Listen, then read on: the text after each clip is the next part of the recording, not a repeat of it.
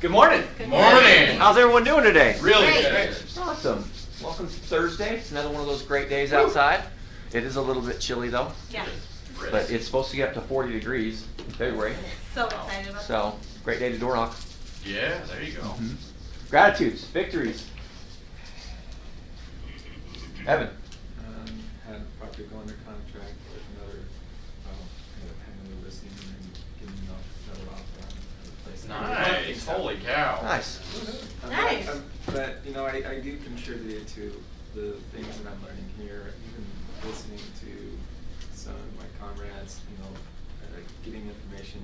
And it's just so wonderful to feel that synergy to come Yeah. and just gather that and absorb that. If you're not coming here, you're missing out.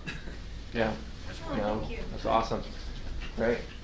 I also want to thank Matt for yesterday. Yes. That was awesome. It was awesome. I appreciate that. It's not always easy to get up and talk about your stories and how you do it, and you did a great job. So thank you for that. That's awesome. Anyone else? Just on top of what Evan was saying this morning, what really occurred to me, back when I was a professional mechanic, we used to take a motor, if you rebuild it, you'd fine tune it and listen to it. We did that today basically with Nick, and we put him under this microscope that actually just lit him up, and we were able to fine tune some really cool things with him that I think we all got stuff out of. So my gratitude is having people willing to sit and take that kind of pressure, but to get better at it. So thank you, all of you who participate in that. It was amazing. Thank you for letting me fail up. Yes, that's great. Fell up. I like that. I'm gonna use that. All right. Yeah. I'm gonna go fell up. I got a few more. Awesome. Anybody else? Anything else happening? Okay, a couple announcements. Today, John, you've got a meeting at 9 if you want to be part of the committee for the Easter egg. Anyone that is going to use the Easter egg hunt to invite their clientele, you might as well participate in the planning of the event. Ooh, that's And great. we're going to do that from 9 to 10 today. Probably 9 to 9:30 actually. It shouldn't take that long to meet. Okay, so yeah, if you're going to participate in that, great opportunity to get one of your client appreciation events early in the year. Line, if there's anyone that hasn't signed up that wants to, let me know and I'll pass this to you. Otherwise, I think everyone's here signed up. Okay, perfect. Yeah. How talk- many we have, John? We have about 17. Okay. 17. Yeah, yeah, that's great. And then also, just as far as announcements, Russ is going down to the 121 event coming up next week, I think, right? Next week. Next week, and he is. They've asked him to teach a class, and he's teaching it on CMAs and value pricing. Pricing. Pricing property. And pricing and presentation, Yeah. and he's gonna condense it because I thought it was great. He's like, he can go over that. So he wants to run through that tomorrow, and so for morning ascent, he's going to just do his class. So it might be just a little bit longer of a morning ascent tomorrow. So if you're interested in the pricing and that class that he's going to do, he's going to condense it down to just an hour. But if you're interested in that, that's what we're going to be doing tomorrow for morning ascent. Love it. And it will be strict too. So, okay, anything else? That's it. I think that's it. Okay, so today I was thinking, how do you go from contacts to contracts? Contacts to contracts. I like that. How do you go from contacts to contracts? Discipline. Discipline? Skills. Skills? What was that, Mike? Appointments? Okay. Lead follow-up. Lead follow-up. I like that. Okay, so this is gonna be really cheesy for you, but this is how I remember it. There's only one difference. There is an R.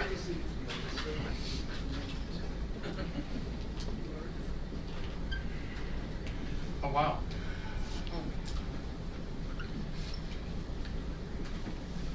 Okay? When we go from just making contacts to actually putting deals together, it's when we start focusing on what? Relationships and rapport. Okay, this is one of the most neglected things that we do because it's not easy to create these relationships. And so we'll start hitting contacts over and over and over and over. And we're saying, I hit 30 contacts today and I didn't get any appointments or something's happening. I was going to say, one thing that's helped me out quite a bit is instead of focusing on the contacts, focusing on appointments. Yeah. So, like, I have a goal of, one appointment, and then, if I get that one appointment, keep going for a second, and then 2 appointments, then it's like, okay, then depending on how I'm feeling, I can keep going or be okay with that. Yeah, so a different focus on it, right? Yeah.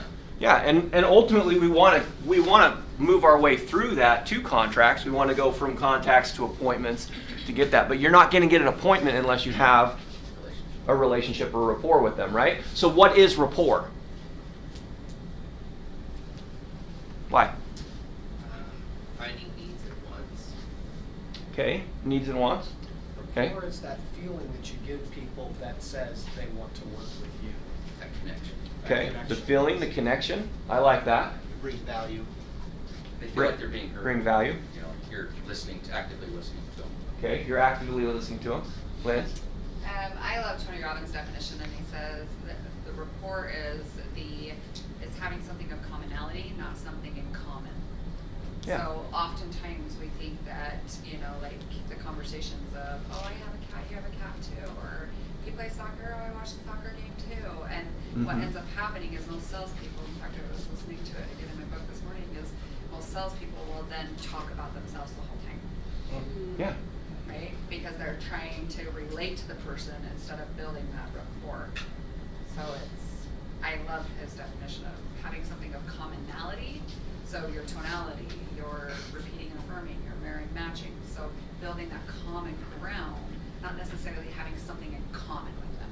Yeah, and that's one of the big misconceptions of it is I have to have the same things. I have to like the same things as them. I have to do the same things as them. I had a friend of mine, I would tell him, I'd say, hey, I had this really cool dream last night.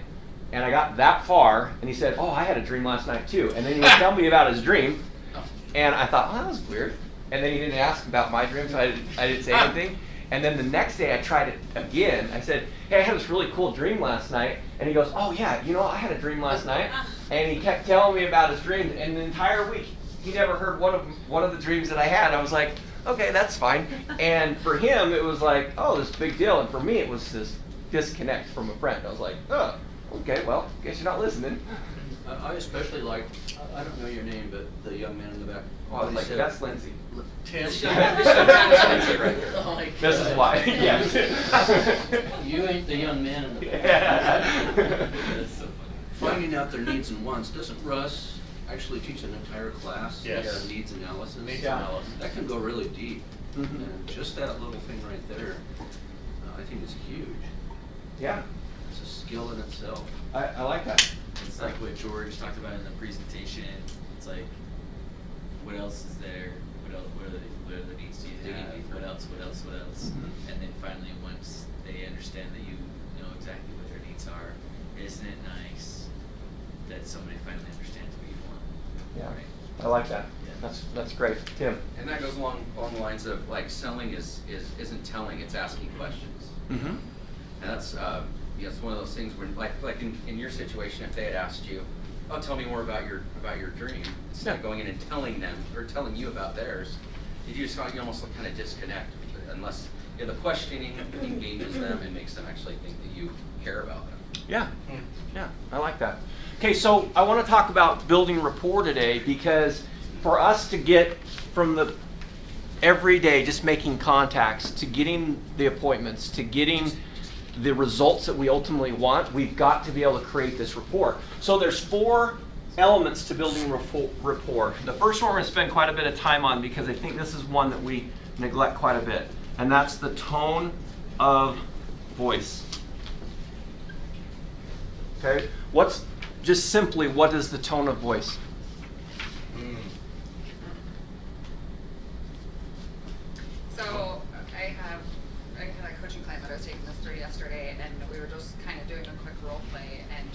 a high level expressive. Mhm. And so she gets on the phone, she's like, hey, Lindsay. I'm like, whoa, did you hear my tone? Like, it just goes back to, right, like even just a rapport, it's so repelling when you're talking about yourself all the time.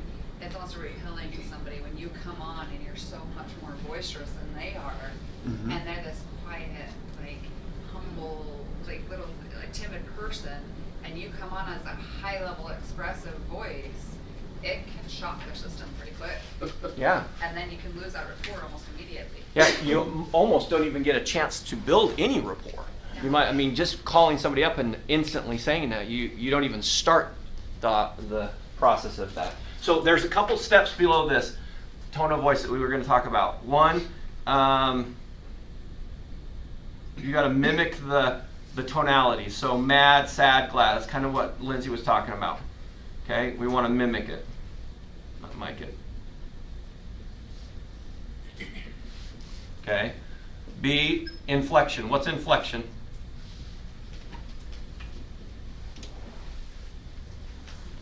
Up and down, tone. Okay. They're all under tone. So yes. So up and down, sound. Okay. C, volume. Okay. Loud, medium, soft. And the last one on this is upswings and downswings. And what's upswings and downswings? Question and affirmative. At the end of the sentence. Okay. Well, let's go even more basic than that. What's an upswing? What's a downswing? Creating doubt. Okay, that's going deeper into it. Let's go even basic. Let's get to the very basic. What is an upswing? Literally going up. Go. Up in the tone. Okay, up in your tone. So your voice ends going upwards. I love you. I love you, Jason. Yeah, right. You gotta be careful with some of those ups, but yes. And then down, same thing, right? It's going down with it. You're ending your words with being going down, right? Or in the middle, I love you. There you go. Downswing can be in the middle as well Yeah. as the end. Right. So going up, down, kind of flattening it out, being very monotone. All of these play a role in creating this rapport, this tonality. This is a really big one. In fact, interesting thing is, so there's two studies that I wanted to bring up. One you guys have heard of a lot. That's the UCLA study, and that's the one that is the 7% words. Do we know this or no? Yep. 38 tone. 38 Tone. tone. And what is it? 55 Body language. body. Okay, so here's an interesting thing. So 93% is non-verbal. Only 7% is verbal. When you look at your practice, because last week we talked a little bit about practice and the intentional practice. What do you think you practice most? Verbal. The words. You practice to the 7%. And we neglect learning to really be effective with the 93%. Does that make sense? Yep. So last week when we talked about being intentional with your practice and like look for ways to improve, this is a big area of improvement that's going to make a significant difference in your ability to connect with people.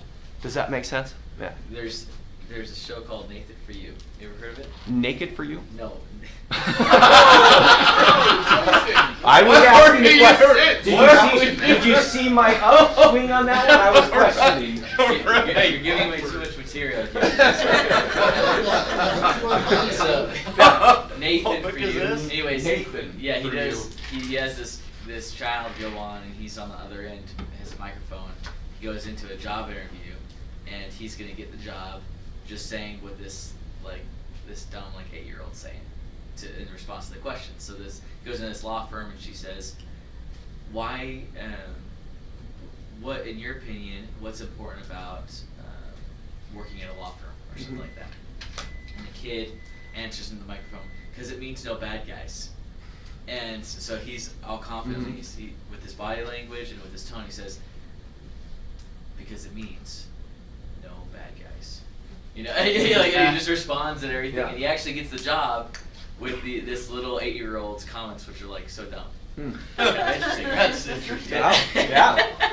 Because of That's the a good time. example Yeah. of this. I like that. Way to bring that example in. That's awesome. Okay, so we've seen this example, right? Okay, and then there was a study done at USC, and what they did is they studied 100 different couples, and they determined that, so they had a computer analyzing the conversations with these couples, and then they had a counselor and a therapist doing the same thing, and then they were going to predict if they'd stay together or not throughout the next couple of years, right?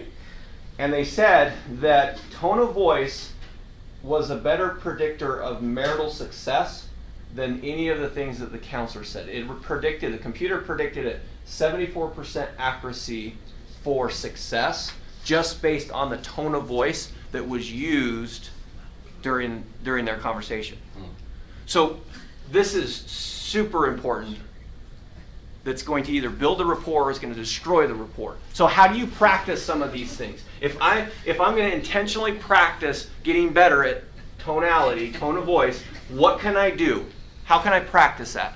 I would say have a role play and record so you can hear the tone and also see the body language. Okay, record it, see it, hear it. Lynn? So the quickest way that I learned how to do this when I first was being coached was the minute you're on the phone, if they say hello, say hello. If they say hi, say hi. And then say it in their tone and for that first 10 to 20 seconds. Because we not only mirror and match their language, but it brings you to immediately mirror and matching their tonality. Because if you say hello and you're like, hi, this is Lindsay, there you go, you're out of it, right? Disconnected, But if yeah. you're like, hello, it's the same tonality almost immediately. Right. So it was the quickest way for me, specifically on the phone, the quickest way for me to learn it. Okay, I like that. So did you just practice that while you were making your calls?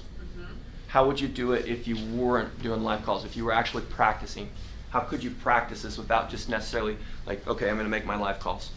I think it goes back to making sure you're mirror and matching their language, right? That whole study of the first 15 to 20 seconds, that if you're mirror and matching their language, you're repeating and affirming, and then you're adding that tonality, they all go together, really.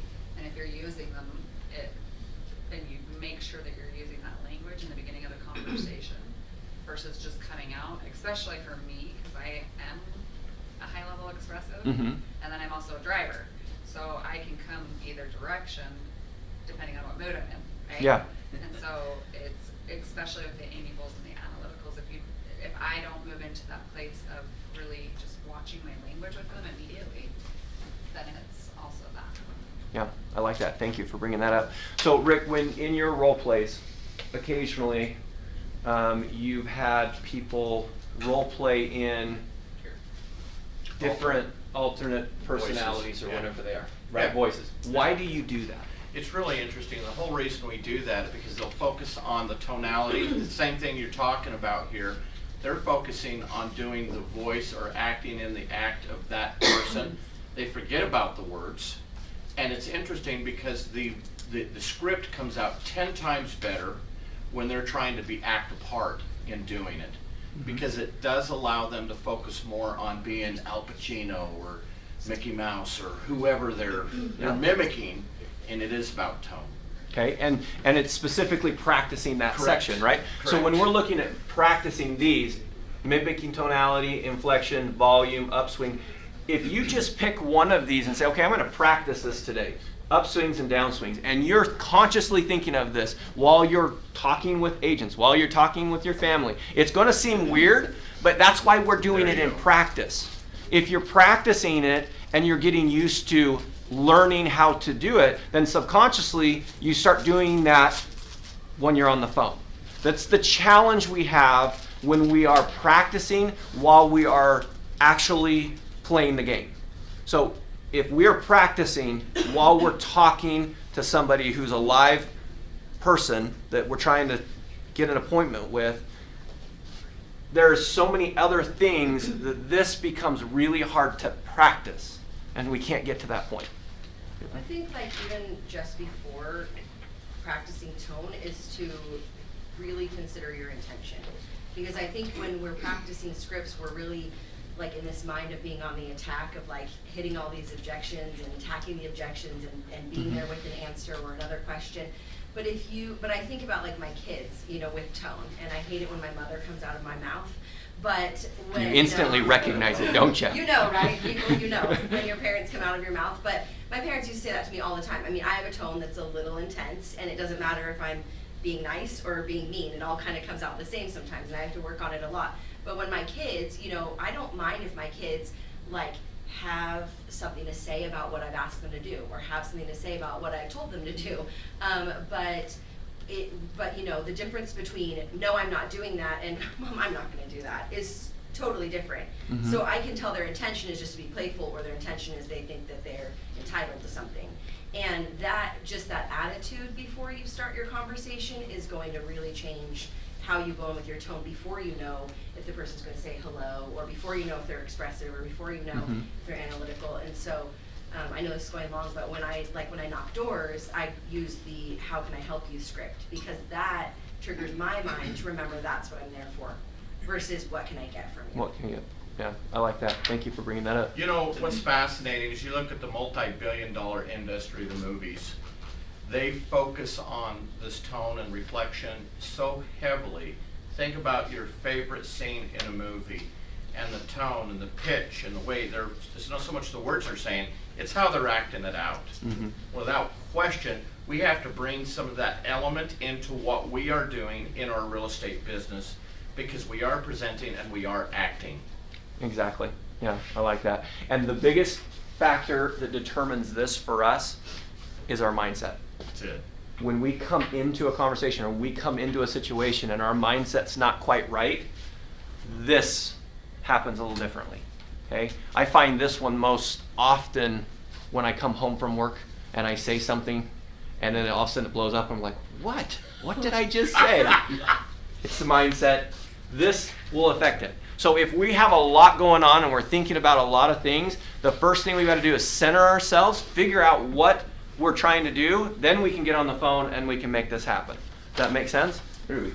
I just wanted to piggyback on also what Timber said. It is the intention, but it's also the energy when you're prospecting. Like if you go and you're watching someone prospecting, like I've seen Matt prospect and I've seen Tim, or I've seen even Mikey. Sorry, I call you Mikey. But they're smiling. They're smiling because that comes out in your tone. So practicing, that's why the mirror is there, that's why recording is important, that how am I coming across? Your energy could be at a high level, but also matching them. But if you have a positive intention and you're smiling when you're speaking with them, that energy will transfer to them and they'll hear it. Yeah. It's just so important. Yeah. Very important. Thank you for bringing that up. Okay, so number 2 in building rapport. Okay, so we got tone of voice. Obviously, we beat that to death. It's very important. Next, we go to rate of speech. There's fast, there's medium, there's slow. Okay, we have our own preconceived notion of what those mean, right? If somebody's speaking fast to you, what are you thinking? Salesman. They're in a hurry. Salesman, what's that? They're in a hurry. They're in a hurry. Okay. They're not listening. They're not listening. Okay. Now remember, this interpretation is because of the stories that you guys have, right? Because you might talk to somebody who is a very fast talker, and they don't think that they're a salesperson. They don't think it is. So it comes from the stories that we tell ourselves. What about slow talkers? What does that mean to you guys? Stupid? Bored? Yeah. Okay. Not confident. And this is the key. I wanted to bring this up because if we react based on our stories and how we interpret them, we could break rapport really fast when we're talking with them. Because if their interpretation of slow talkers is not slow, but methodical, thinker, this is important. Because really, if you look at what they mean, if you're really trying to get a point across, let's say you got your kids or you want somebody to understand what you're saying, are you gonna blow through that really fast? Are you gonna just say it as fast as you can? No, No, why? you want them to think about it, so and you want to accentuate it. Yeah. Okay. So slow talker doesn't always mean that they're slow, they're dumb. It could mean this is very important. Now, you'll hear this when George speaks. He'll speak 100 miles an hour, and then all of a sudden he'll stop on a couple words, and he'll just emphasize those words, and he'll let them sink in. It's the same thing with when we're prospecting. If we're just blowing through our script really, really fast, and we're missing the important parts for them to think about, we're missing this. We're messing this up. Okay? So they say, higher the importance, slower you speak. Lower the importance, faster you speak. So if it's not as important, you're going to speak faster. Now that, you just have to watch it. It's also an interpretation of it. So just be really careful. So can you practice this? Yes. Yes. How do you practice it? Regular conversations. Regular conversations. Okay, when you're having your regular conversations, try speaking faster and see how they react.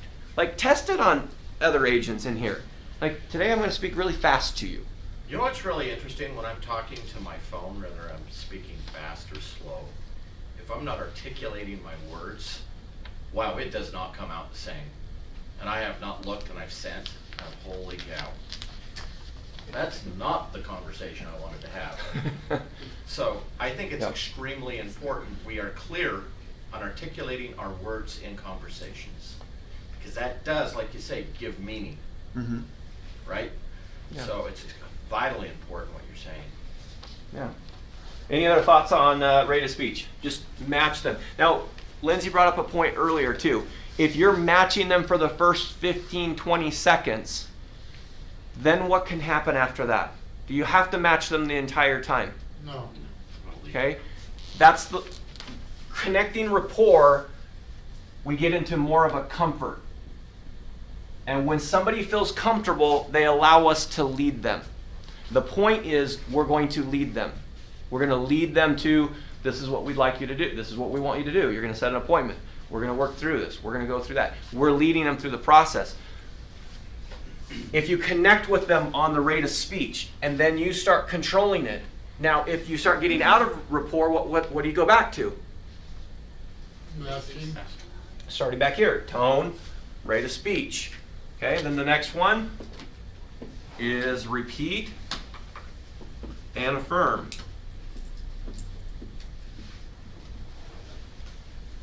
Okay, what is repeat? What is repeat? Perfect. Okay, now what if they say something really, really long? They're expressive and they just talked for 5 minutes, and then you finally got your word in there and they actually stopped. Summarize. Yes, it doesn't always have to be every single word they say. It just needs to be repeating the important things they said. That you understand. That you understood. Shows you're listening, right? Yeah, this is an active listening technique. And you repeat it in their words, not yours. Yeah, yeah. You use similar words that they used through the process, right? You use the same word. He's saying you use the exact words that they used. Yeah, use the exact same words. Okay. Yeah. Yeah. Yeah, well, yeah. Just paraphrase, bringing out the basic word that they used. Awesome. You didn't use his exact words. I know I didn't use his exact words. You see, now we're out of rapport, and I'm trying to figure out. He's over there having his own conversation. I'm going, what are you talking about? Well, especially Yes. if they call things by the wrong name or whatever, you have to like use that same word and not try to correct them in what you're responding to sometimes. If you repeat Yeah. it back word for word, though, I would find that. I think a lot of people find that's patronizing. It'll be painful. Like, yes, say it back to them, but if you say it exactly the same way, like you're being a parent, like, I think people don't. They feel like you're manipulating them. Okay, I like that. I think the important thing is like, what's the main point of the sentence? They said like, oh, like I'm not in a rush, blah blah blah. Like, okay, completely understand. You're not in a ruch. Like that's the part that you There you take go, away. yeah. Yeah, you're gonna be like, you're not gonna repeat exactly. Yeah, and that's the key. And practicing this is what's going to allow you to get the right words. Say the right things. Okay, so repeat and affirm. Affirm. Let's talk about affirming. What's affirming? Understand. Understanding. What would you say? I think it's understanding. Understanding. Great. Feel the same way. Great. Fantastic. Okay. Do we have to agree with it? No. They say something absolutely absurd. Right. Many people feel the same way. Yes. Yeah. Right? You don't have to actually. I don't. I'm going to teach you why I don't.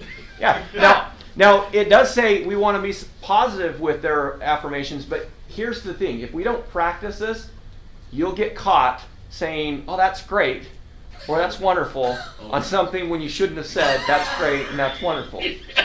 Okay? Your mom said that's great. That's great. Yes. You get oh, that's great. That's great. Yeah. That's awesome. See? So you actually want to listen when you repeat. You're actually trying to actually register in your mind. Have you ever heard the technique for learning names? So if somebody says, "I can't learn names very well," and then they go and they say, "How do you learn a name?" How do you learn a name? Have anyone heard that before? Use it. Use it 3 times. Use it 3 times or say it again, right? This repeating is not just for them. Right. It's for you too. So if I say something that, like John and I, we were talking and I use a different word than he used, and it doesn't mean the same thing as for him as it does me, he might say something, or I might all of a sudden feel like the rapport is broken and be like, okay, I didn't even hear that very well, or I have to go back and figure this out. It gives me some indicators whether they're doing that. I think it can depend on the personality type of who you're talking to. Yes. An analytical will eat it up if you repeat the exact same words right back to them. Yeah. Because they're exact people. Yeah, I want to make sure Expressive. you know exactly what I said, because those little words right in there that I said, Yeah. you might not it would get. drive an expressive nuts if you said the exact same thing back to them. Yeah, I like that. Okay, so let's see if there's anything else on repeat and affirm. Okay, and then the last one, mirror and match. Okay, that's with your body language. Okay, we can talk about arms, crossed, uncrossed, legs.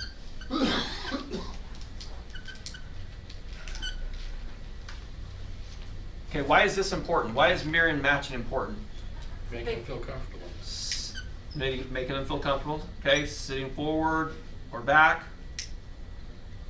And then even down to the handshake. Okay, these are just some examples of what you can mirror and match. Now, if I'm mirroring every single activity that you do, You can freak me out. you're gonna freak them out. Why? You're being weird. This is something that we're doing That's what I was thinking. that we're doing without them really knowing it. Yeah. Okay, we're allowing them to lead. I took this acting class, not to learn how to act, but because I didn't do very good at that at all. It wasn't the point of the class. It was get out of your comfort zone and learn how to present. But I took this acting class, and in the acting class we talked about this mirroring and matching and how it really can have effect on people around you. And so we had these little experiments that the teacher wanted us to do. So we had to take it out. We had to practice learning this. And so there was 2 of them in particular. One of them was while you're walking down the campus, the sidewalk on the campus, you were supposed to stare at somebody right in their eyes as you were walking. And don't break eye contact. Make them break the eye contact first. And see and then record what they do with their feet. And most of the people, when you're looking at them like that and you're just really concentrating on them, they'll walk off the sidewalk. Really? They'll naturally fall off the sidewalk. So if you're walking towards somebody and you're staring at them, they will fall off the sidewalk.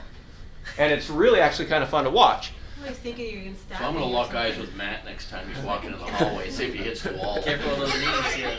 Yeah. And sometimes it's subtle. Sometimes it's just more like kind of moving over like this. But it was one of them that we did. The other one that we did was trying to pick somebody out so we were in a restaurant, picking somebody else that's not at your table at another table, and start matching everything they do, and do that until you feel like you're in sync with them, and then do another activity like get a drink of water or something, and watch. They will naturally do the same thing when you get into the natural rapport. So the rapport doesn't necessarily have to be in a situation where I'm talking to you. It's connecting together on this energy level where we're talking about mirror and matching. Now, trying to do this so that we can start getting in sync. Because when we're in sync, we're going to make decisions that are going to result in some positive things for what we want. I love that, and we forget that sometimes. It's like the biggest nonverbal communication that you do. Yeah. It's mirror matching. Absolutely. So this just to end, because we're running out of time here. Remember, 93% of what we do and the success we have in this business is nonverbal. We practice, I would venture to say 90+% we practice on this. And we really neglect this. Yeah. And if we can take a step back and look at all of these things and just think, like, Matt, if you just took one of them and said, today I'm going to practice mirroring people and just see what it's like. And all day long you're thinking, okay, mirror them. And I'm going to pick somebody across the room, just mirror them for a second and just practice that. And you get better at it. Subconsciously, you're going to start remembering how to do these things. So when you're on the phone and you're focusing on this, getting the contacts and going to appointments, you're going to have the success you want. Okay, so my challenge for you for the rest of this week is pick something that's nonverbal to practice. Be intentional with that practice. And you're going to see that it's going to make a significant difference in what you do prospecting. Okay? Yeah, All right, buddy. Let's finish with some affirmations. Let's do it. All right. I succeed because I act on my goals. I'm optimist. I like talking to new people. I know it is important.